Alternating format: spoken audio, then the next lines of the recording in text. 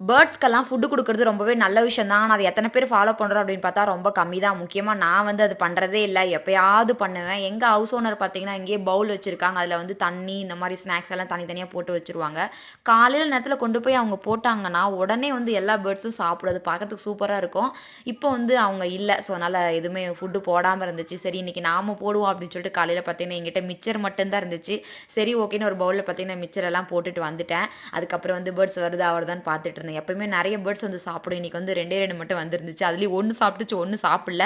என்னடா பயந்துகிட்டு இருக்கா அப்படின்னு சொல்லி பார்த்தேன். அதுக்கப்புறம் பார்த்தீங்கன்னா, காக்கா வந்துச்சு. காக்காவுமே சாப்பிட்டுச்சு. அதுக்கப்புறம் இந்த குருவியுமே சாப்பிட்டுட்டு இருந்துச்சு. ஆக்சுவலா எந்தெந்த குருவி சாப்பிடுது, குருவியோட பேரெல்லாம் என்ன அப்படின்னு சொல்லி நான், ஹஸ்பண்ட் நாங்கலாம் டிஸ்கஸ் பண்ணிட்டு இருப்போம். இதுக்கு முன்னாடி வீட்ல இருக்கும்போது.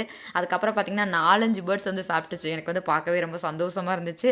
காலையில எழுந்த உடனே இத பண்ணிட்டு அதுக்கப்புறம் தான் நான் சமைக்கிற வேலைய போய் பார்க்க போனேன். இந்த மாரிலாம் பண்ணும்போது சின்ன சின்ன ஹேப்பினஸ் கிடைக்கும். தேங்க் யூ ஃபார் வாட்சிங். டாடா! பாய்.